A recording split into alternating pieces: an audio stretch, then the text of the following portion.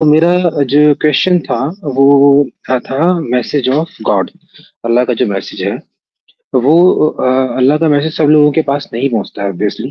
کچھ لوگوں کے پاس پہنچتا ہے، کچھ لوگوں کے پاس نہیں پہنچ پاتا ہے۔ تو جو لوگوں کے پاس نہیں پہنچتا ہے اس کے پیچھے کیا حکمت ہے؟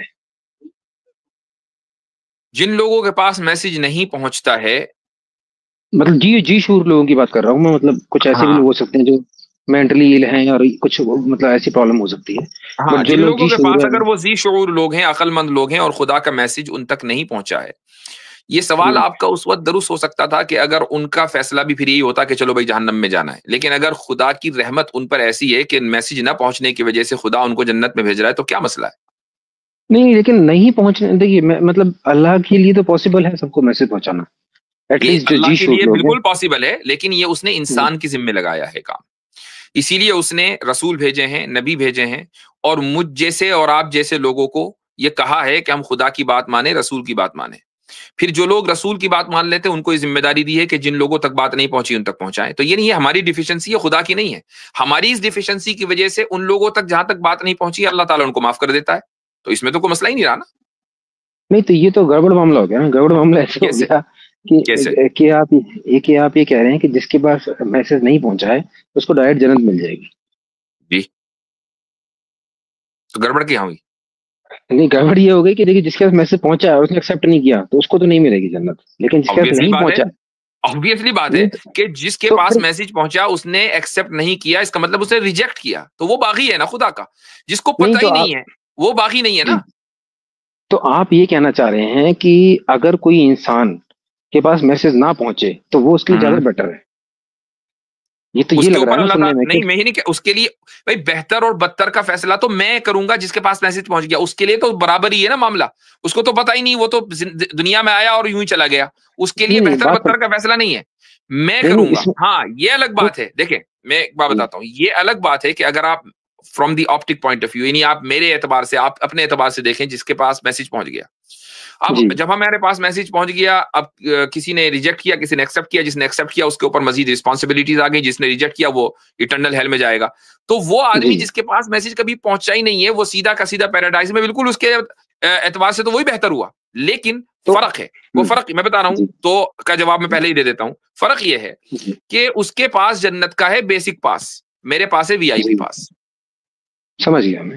اب میں اس میں ایک چیز ایڈ کر دیتا ہوں، جیسے کہ جو میری نیکسٹ جنریشن آ رہی ہے، جو میرے ریلیٹیو ہیں ان کی جو نیکسٹ جنریشن آ رہی ہے، تو آئیڈیا یہ ہونا چاہیے کہ ان کے پاس میسج نہ پہنچے میک شور کرنے کے لیے کہ وہ جنت میں جائیں۔ تو ایک آدمی جیسے کوئی انسان یہ کہہ لے کہ ٹھیک ہے میں جہنم میں چلا جاتا ہوں کم سے کم آگے کی 50 لوگوں کو بچانے کے لیے، کیوں کوشش بھائی، میری یہ ہوگی کیوں کہ ان بھائی کے میں پاس میسج نہ یہ پہنچے۔ یہ یہ جی اتنی دیا کیسی کہ جی میں جہنم میں چلے جاتا ہوں؟ کیوں بھائی، کیوں جائیں کیونکہ آپ جانا ہی ہے جہنم نا، میں؟ دیکھیے جس نے ریجیکٹ کر دیا، جیسے کہ مان لو اب ہاں جیسے میں اپنی بات کرتا ہوں کہ ہاں، ابھی تک میں نے ایکسیپٹ نہیں کیا اور میں اگر مرنے تک ایکسیپٹ نہیں میں کر نے رہا تو ہوں کر لیا نا، تو تو مجھے تو جنت میں اور اوپر جانا ہے، مجھے تو جہنم نہیں میں آپ ایک کی سیکنڈ کے لیے بھی نہیں جانا ہے انشاءاللہ۔ نہیں تو میں تو آپ میسج کی میں بات آئی تو ول ٹھیک ہے، میک شور کہ میسج جائے ہر ایک تک، نہیں میں کیوں نہیں قربانی دوں آپ بھائی یہ والی دوسروں کے نہیں لیے؟ آپ تو نہیں آپ تو کوشش کریں گے جائے، تو بس لیکن جب میں جو کوشش لوگ کروں گا تو میسج جائے گا۔ ایسا ہونے کا ہی نہیں کہ اگلی جنریشن میں کسی کے پاس میسج پہنچے ہی نہ، اس کے لیے ضروری ہے کہ ہر مسلمان یہ طے کر لے کہ ایمان اپنے ساتھ ہی لے کے جائے گا، آگے بتائے گا ہی نہیں، نہیں آپ کا پوائنٹ آف ویو تو اور صحیح پھر ہے، وہ جہنم میں جائیں گے۔ نہیں آپ کا پوائنٹ آف ویو میں سمجھ گیا، لیکن میں پوائنٹ تو آف ویو بس نان مسلم کی تو بات یہ کر رہا ہوں۔ پاسبل نہیں ہے کہ دنیا سے میسج ختم ہو جائے نہیں میسج تو ختم نہیں ہوگا، اگلی وہ تو بات آپ جنریشن کی میں۔ صحیح ہے، چلیں جی وہ 3 بات آپ منٹ کی سے صحیح زیادہ کا ٹائم ہو گیا ایٹرنل ہے، سول بھائی، جتنا آپ چلیے نے بولا تھا اس سے زیادہ ہی ہو گیا، میں نے ٹائمر جی جی لگا جی رکھا ہے۔ بالکل، چلیے ٹھیک ہے sir, okay thank you very much. چلیں چلیں ٹھیک ہے، اجازت لیں گے آپ سے۔ اب ہم بڑھ رہے ہیں مسلم بھائیوں کی طرف سے، صدام بھائی، اس کے بعد فرحان بھائی، اس کے بعد ساداب بھائی، سہیل وغیرہ بھائی، سوری جی سمیم حسین۔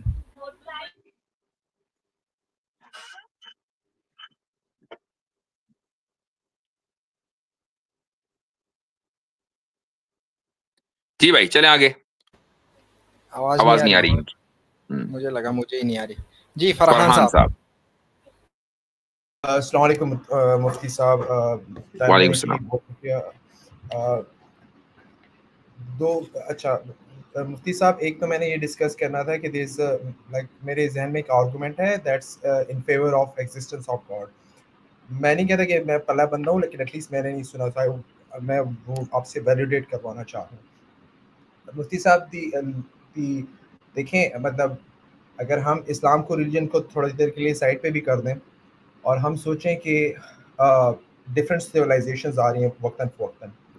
سویلائزیشن آتی ہے, اس میں ایک انسان آتا ہے یا ایک آدمی آتا ہے, وہ کہتا ہے کہ اللہ ایک ہے اور اس کی عبادت کرو, ہمیں اسی نے پیدا کیا ہے, ہم اسی کی طرف جائیں گے. اور میں وہ انسان کہتا ہے کہ میں خدا کا رسول ہوں, میں اس کا میسنجر ہوں. ٹھیک ہے, کچھ لوگ مانتے ہیں, کچھ نہیں مانتے.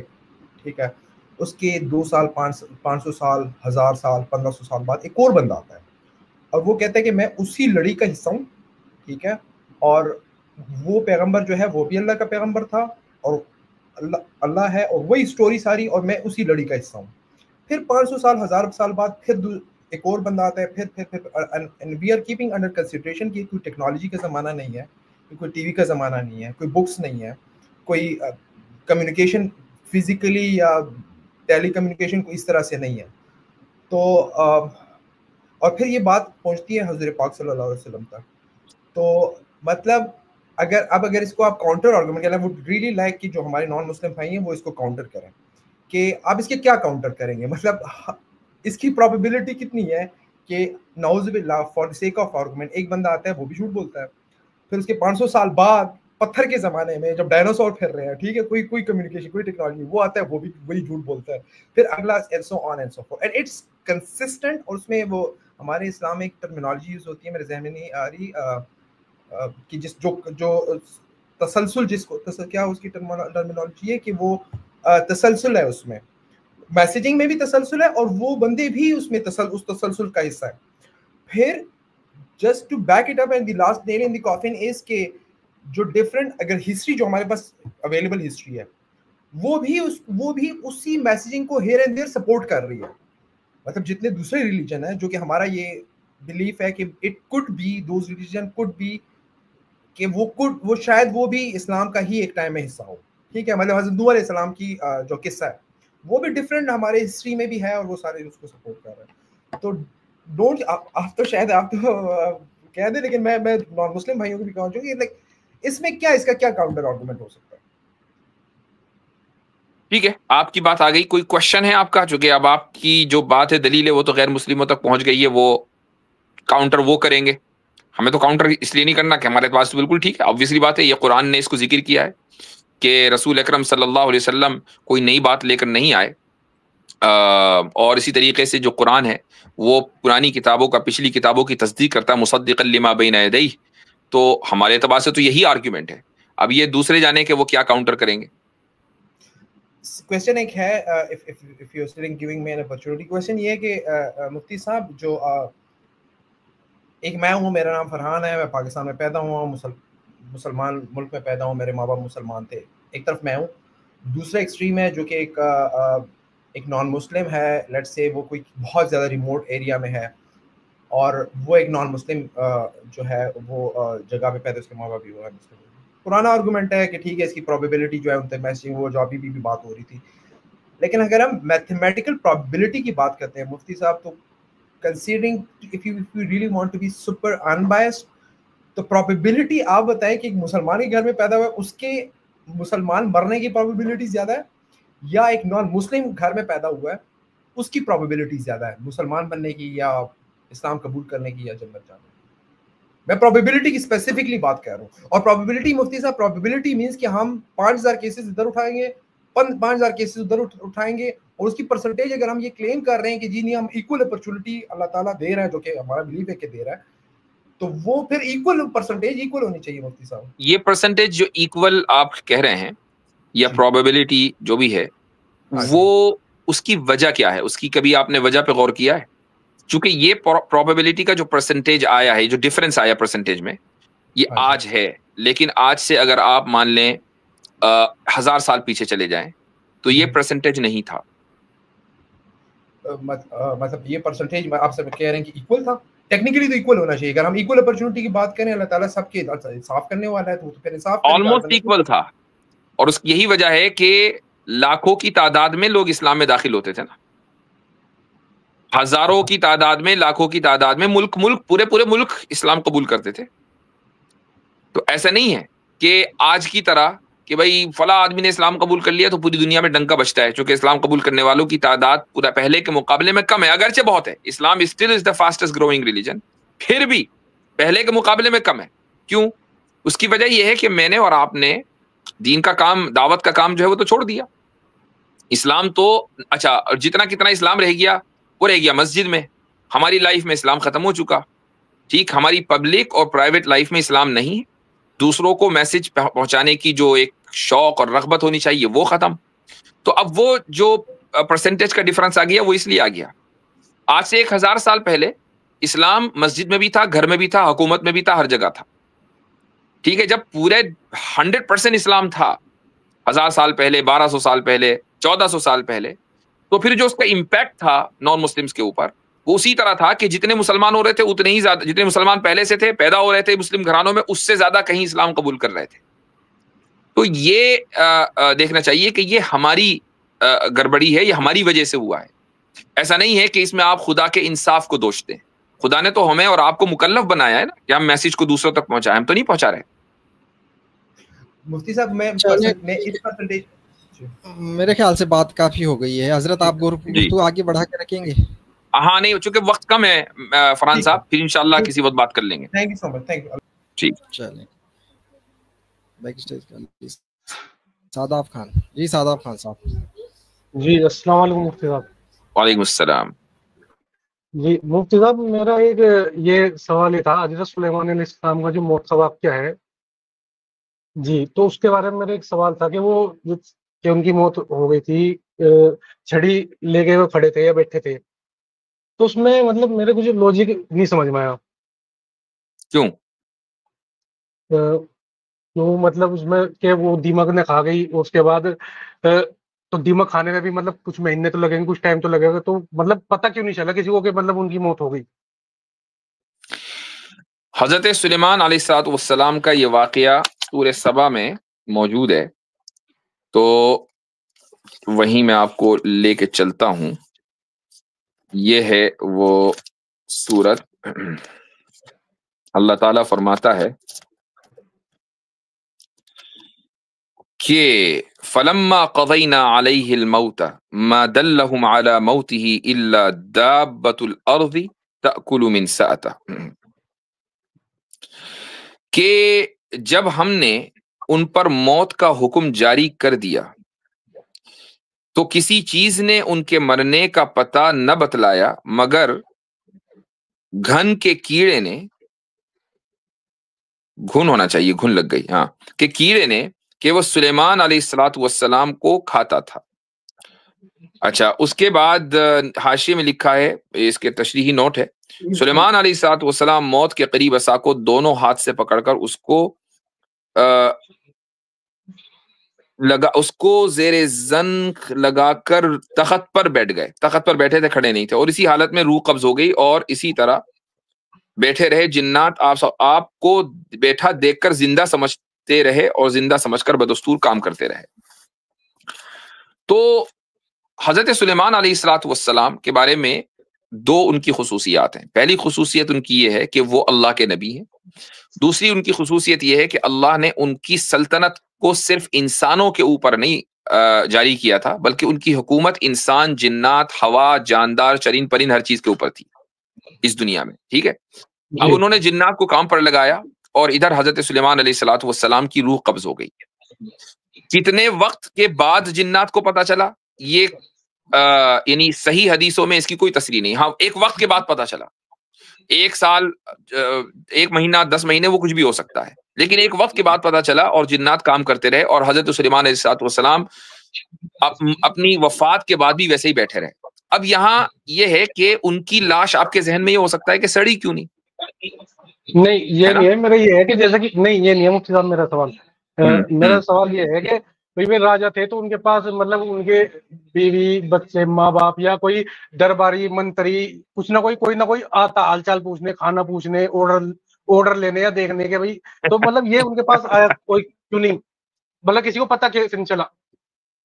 وہی بات ہے کہ اگر آپ امیجن کریں حضرت سلیمان کے زمانے میں رہ رہے ہوں اور حضرت سلیمان جو ہیں وہ ہوا کو حکم دے تو ہوا چل دے، بادل کو حکم دے تو بادل چل دے، ٹھیک ہے.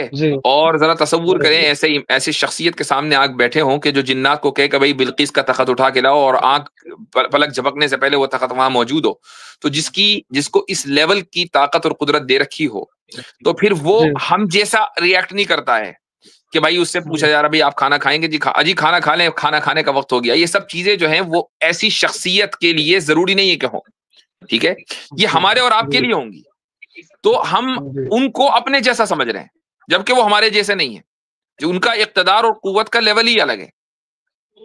تو اس بات کا امکان ہے. اچھا، پھر وہ کتنے وقت کے بعد پتا چلا، اس کی کوئی قرآن کریم میں تصریح نہیں ہے کہ وہ 1 سال کے بعد پتا چلا. ہاں کچھ روایتیں ملتی ہیں، لیکن وہ ساری کی ساری بیبلیکل نریشنز ہیں. ہو سکتا ہے کہ 2 دن بعد پتا چل گیا ہو سکتا ہے کہ چند گھنٹے کے بعد پتا چلا ہو. جی، لیکن مفتی صاحب اس میں سوال یہ ہے اصل میں کہ کہہ رہے کہ دیمک نے جب لکڑی کھائی تو جب جا کے وہ گر گئے یا کیا ہوا تھا، ایسا ہی میں نے سنا ہے. تو لکڑی کو جو دیمک ہے وہ 1 دن میں تو نہیں کھائے گی، کچھ مہینے یا کچھ دن تو کم سے کم لگیں گے. تو سب بھائی اگر بلقیس کا تخت پلک جھپکنے سے پہلے آ سکتا ہے تو دیمک بھی 2 گھنٹے میں کھا سکتی ہے، کیوں نہیں کھا سکتی؟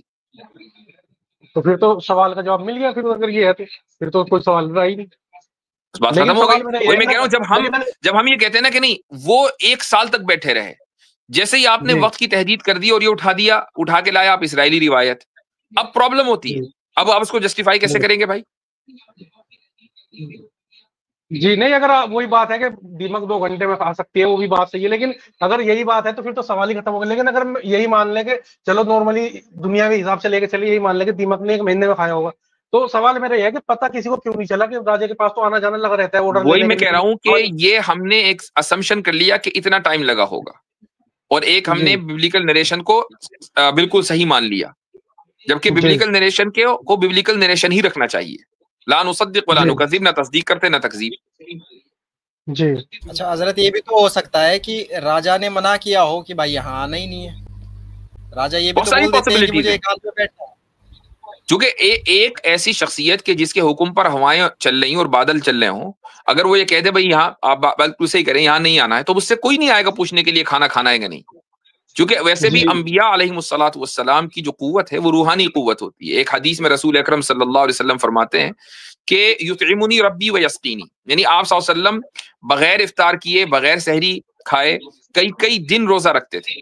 کچھ صحابہ نے کوشش کی تو منع کر دیا کہ نہیں، تمہاری ہمت نہیں ہے یہ کہ تم یہ کام کرو، یہ کام مجھے ہی کرنا ہے. اور اس کی وجہ یہ کہ میرا رب مجھے کھلاتا پلاتا ہے، یعنی وہ روحانی غذا ہے جو آپ صلی اللہ علیہ وسلم تک پہنچتی تھی. تو اگر آپ تک پہنچتی تھی تو دوسرے انبیاء تک بھی پہنچ سکتی تھی. جی اچھا مفتی صاحب، میں تھوڑا سا اپنے بارے میں بتا دوں. اگلے کالر کو لے لیتے ہیں. جی ہمارے ساتھ ہیں سہیل صاحب. جی بھائی. السلام علیکم. وعلیکم السلام. مفتی صاحب، مسلمان ہونے کے ناطے ہمارا یہ عقیدہ ہے کہ ہم لوگ جو بھی دعا کرتے ہیں اللہ تعالیٰ ان ساری دعاؤں کو سنتے ہیں اور قبول کرتے ہیں. تو کسی شخص کا مستجاب الدعا ہونے میں یہ اس میں کیا خاصیت ہے، مطلب اس شخص کی، اور کیا فضیلت ہے مستجاب الدعا ہونے میں؟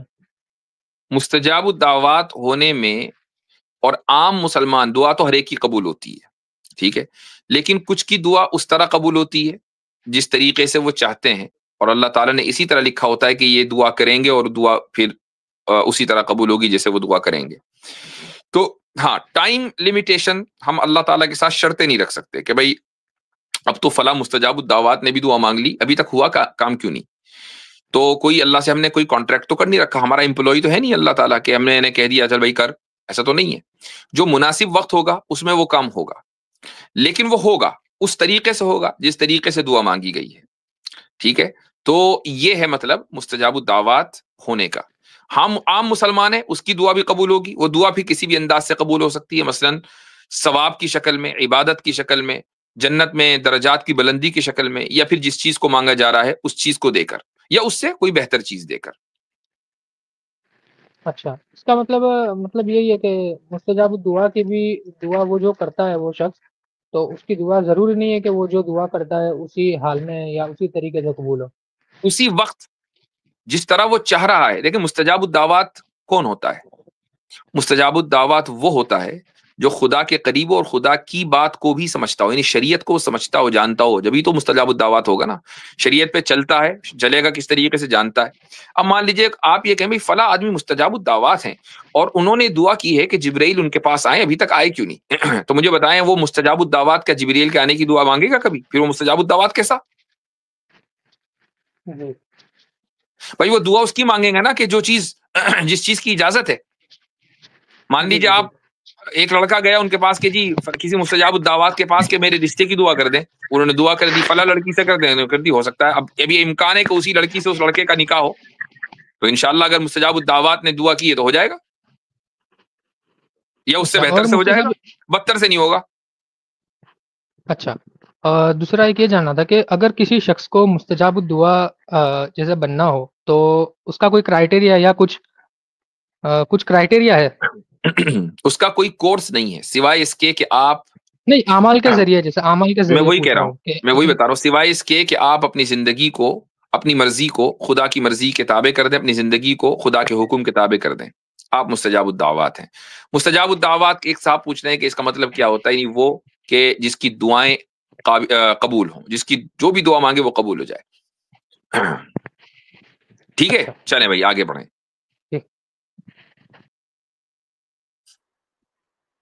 السلام علیکم ورحمۃ اللہ وبرکاتہ. وعلیکم السلام. امید ہے مفتی صاحب خیریت سے ہوں گے آپ. ایک منٹ میرا رکیے ذرا سوال، سا، میں مفتی عبداللہ منہاج صاحب کو تو ہٹا دیں. جی بھائی جی بولیے. جی میرا سوال جو ہے وہ ڈسیپشن آف شیطان سے ریلیٹڈ ہے کہ آج کل کے زمانے کے اندر کافی سارے ڈسیپشنز ہیں. کوئی انسان ویڈیو گیم میں پڑا ہے تو ویڈیو گیم میں لگا ہوا ہے، سیریز ہیں، موویز ہیں. تو اب کوئی بحیثیت مسلمان اب وہ جاب بھی کر رہا ہے، اب اس کے بعد وہ تفسیر بھی پڑھ رہا ہے، قرآن کی تلاوت بھی اہتمام سے کر رہا ہے. اب اس کے پاس فری ٹائم بچ رہا ہے کہ وہ جاب کے اندر جو کام کرتا ہے وہ IT کا کام ہے، وہ ٹوٹل دماغ کو ایگزاسٹ کرنے والا کام ہے. اب وہ فری ٹائم کے اندر کیا کام کرے، کیسے ان ڈسیپشن سے بچے اور کیا کر سکتا ہے وہ؟ اپنی فیملی کو وقت دے، جا کے اسپورٹس کھیلے، دوستوں کے ساتھ وقت گزارے، اچھے دوستوں کے ساتھ. اس سے زیادہ ریفریشنگ تو کوئی بھی چیز نہیں ہے نا. آپ اگر امیجن کریں کہ ویڈیو گیمز کھیلتے ہیں یا کوئی بھی PUBG شبجی میں لگ جائیں تو آپ بظاہر یہ محسوس کرتے ہیں کہ یار میرا چلو ٹائم گزر گیا، لیکن آپ فریش نہیں ہوتے ہیں، آپ کا مائنڈ ریفریش نہیں ہوتا ہے. وہ اسی اسٹریس میں رہے گا، اسٹریس سے باہر نہیں نکلے گا. چونکہ جب ایک انسان کو ایڈکشن ہوتا ہے کسی چیز کا، تو جب وہ چیز اس کو مل جاتی ہے وہ یہ سمجھتا ہے کہ میرے دل کی تمنا پوری ہو گئی، لیکن اس کی نہ تو جسم کو نہ اس کے مائنڈ کو سکون ملتا. شراب پینے والے کو سکون نہیں ملتا ہے، ڈرگسٹ کو سکون نہیں ملتا ہے، اگرچہ وقتی طور پر. یہ ایسا ہی ہے کہ جیسا کہ آپ کو کھجلی ہو رہی جسم پر، آپ کھجائیں، لیکن بھائی آپ بہت اچھا کھجلی، چلو تھوڑی دیر میں جتنا کھجائیں گے اتنی اور کھجلی بڑھتی رہے گی. ٹھیک ہے، آپ کھجاتے رہیں گے، کھجلی بڑھتی رہے گی. تو اب اس کا علاج کیا ہے بھائی؟ اس کا علاج ہے کہ اگر جسم پہ خارش ہو رہی تو اس کا علاج کرو، یا پھر یہ کہ اگر نہوا لو، ٹھیک ہے، یا کم سے کم ٹیمپریچر جسم کا بدل جائے، کوئی جگہ بدل جائے، ایسے ہی. لیکن کھجلانا علاج نہیں ہے.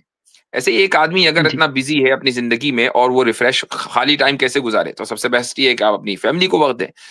نئی فیملی ہے یا کوئی دوسرے لوگ بزی ہیں، آپ کے پاس دوست ہونے چاہیے، اچھے دوست ہونے چاہیے. آپ جائیں اسپورٹس ایکٹیویٹی، فزیکل ایکٹیویٹیز میں. آج کے دور میں آپ کو، ٹھیک ہے، ہمارے زمانے جب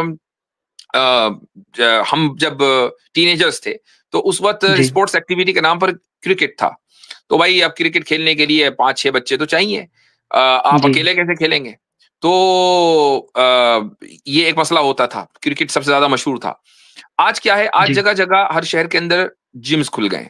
ٹھیک ہے، آپ کی فزیکل ایکٹیویٹی آپ اکیلے بھی کر سکتے ہیں، اگرچہ کوئی ہے نہیں دوسرا، لیکن یہ فزیکل ایکٹیویٹی کے نام پر یہ چیز ہر جگہ ہے، ہر شہر میں، چھوٹے چھوٹے قصبوں میں ہے. تو بھائی آپ اپنی فٹنس کے اوپر توجہ دیں، آپ کا ٹائم اس طرح گزرے گا اور آپ زیادہ بہتر محسوس کریں گے، کیونکہ اب آپ کا مائنڈ فریش ہوگا اور آپ کی پروڈکٹیوٹی بڑھے گی. ٹھیک ہے. اس کے بعد اگر مثال کے طور پہ 1.5 گھنٹہ جم. ایک لاسٹ چیز میں بتاؤں گا، وہ یہ کہ میں ابھی کچھ دن پہلے ایک آرٹیکل پڑھ رہا تھا.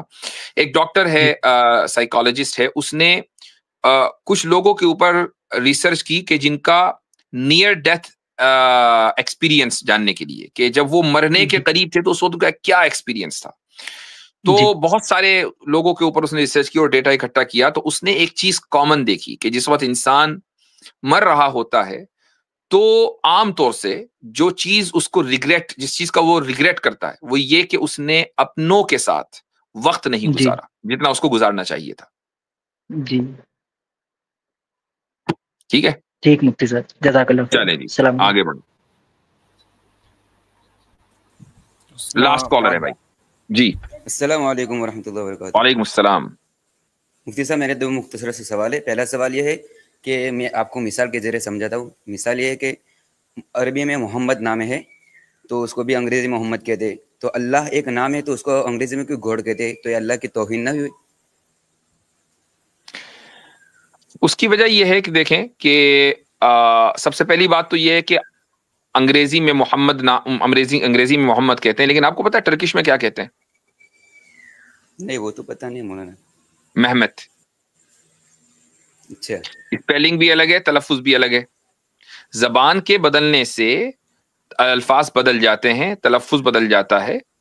تو گاڈ جو ہے نا، یہ ترجمہ اللہ کا نہیں ہے، یہ خدا کا ترجمہ ہے. اللہ نام ہے، اس کا ترجمہ گاڈ نہیں کیا گیا ہے، یہ خدا کا ترجمہ گاڈ کیا گیا ہے. ورنہ اللہ کو انگریزی میں بھی اللہ ہی کہتے ہیں. ہم جب انگریزی بولتے ہیں اور خدا کے بارے میں مان لیجیے میں اسپیچ دیتا ہوں انگریزی میں تو اللہ ہی کہتا ہوں. اللہ سبحانہ و تعالی said such and such. سب لوگ سمجھتے ہیں؟ جی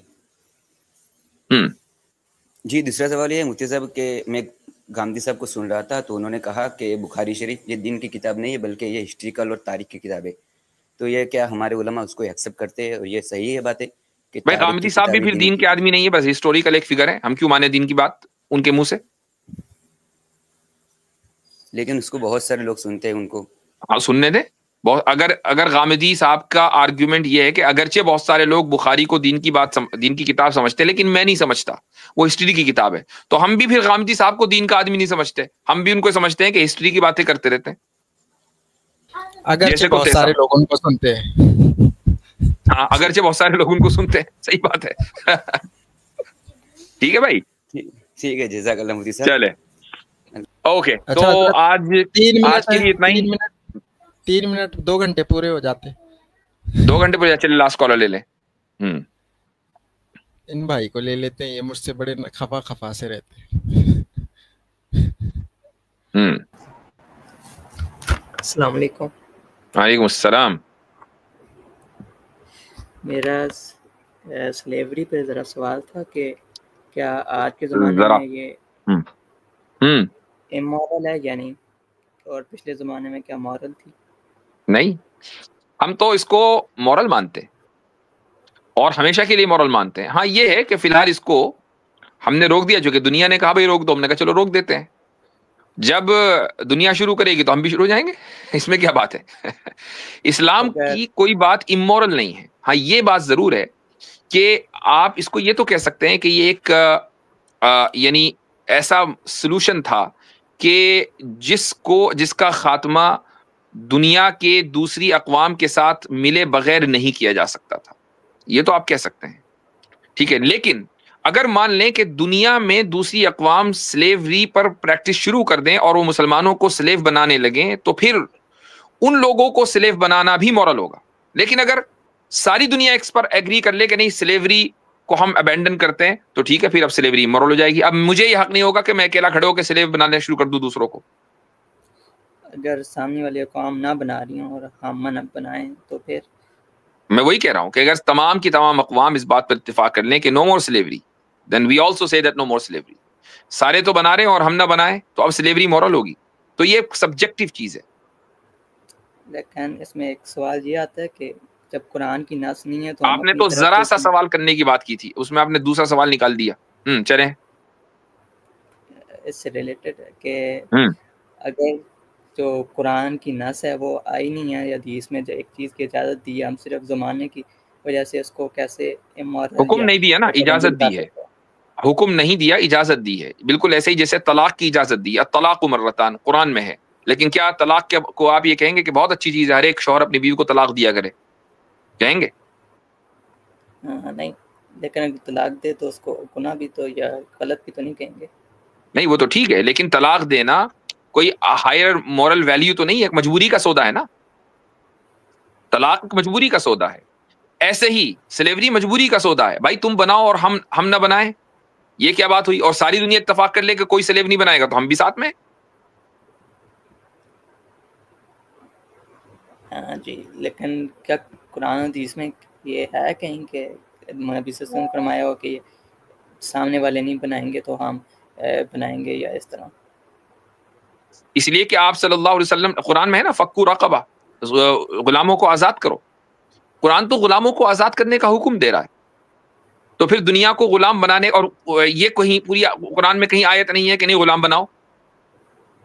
لیکن یہ بھی دنیا کے تو اس سے یہ ثابت. اچھا، اور جو پریکٹس ہمیں ملتی ہے وہ پریکٹس ہے، حکم نہیں ہے. آپ صلی اللہ علیہ وسلم نے یہ نہیں کہا بھائی غلام بناؤ، یہ کرو ساری دنیا کو غلام بنا لو، ایسا نہیں ہے. جو پریکٹس ملتی ہے وہ پریکٹس آبویسلی اس لیے ہے کہ چونکہ دنیا میں رواج تھا، تو اسی سے تو ہم ڈیڈیوس کریں گے نا. اور اگر کوئی اس کو دوسرے حجاب یا دوسری چیزوں کو مطابق کرنے کی کوشش کر لے، چلیں اب اس طرح تو اگر وگر چلتے رہے گا. آپ کی بات کا جواب ہوا، مجھے بھی جانا ہے، اور آج کے لیے اتنا ہی انشاءاللہ. جزاکم اللہ خیرن. السلام علیکم ورحمۃ اللہ وبرکاتہ.